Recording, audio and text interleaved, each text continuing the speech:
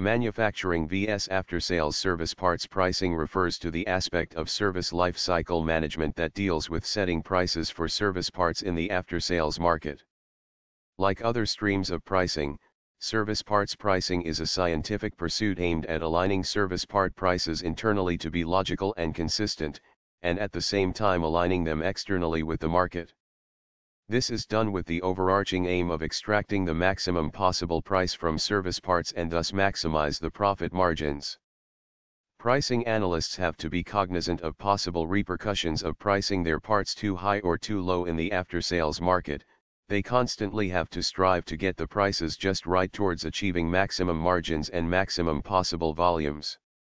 These areas often account for a low share in total sales, but for a relatively high share in total profits.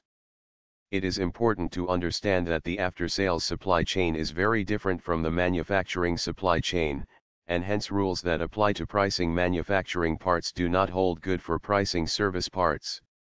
Service networks deal with a considerably higher number of SKUs and a heterogeneous product portfolio, are more complex, have a sporadic nature of demand and have minimal response times and strict SLAs. Companies have traditionally been content with outsourcing the after-sales side of their business and have encouraged third-party parts and service providers in the market. The result has been a bevy of these operators in the market with strict price competition and low margins. Increasingly, however, companies are realizing the importance of the after-sales market and its impact on customer retention and loyalty. Increasingly, also, companies have realized that they can extract higher profit margins from the after-sales services market due to the intangible nature of services. Companies are investing in their after-sales service networks to deliver high levels of customer service and in return command higher prices for their parts and services. Customers are being sold the concept of total cost of ownership, TCO, and are being made to realize that buying from OEMs comes packaged with better distribution channels, shorter response times, better knowledge on products, and ultimately higher product uptime. The challenge for companies is to provide reliable service levels in an environment of uncertainty. They can manufacture them only when an unpredictable event, such as a product failure, triggers a need. The challenge for service parts pricing is to put a value to this customer need. Parts that are readily available in the market cannot, and must not, be priced too high.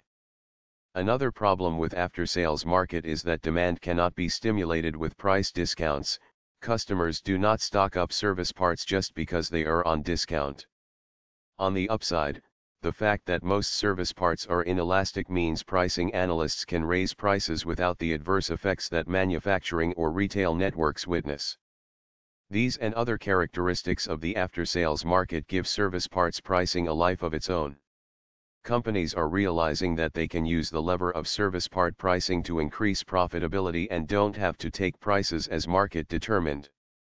Understanding customer needs and expectations, along with the company's internal strengths and weaknesses, goes a long way in designing an effective service part pricing strategy.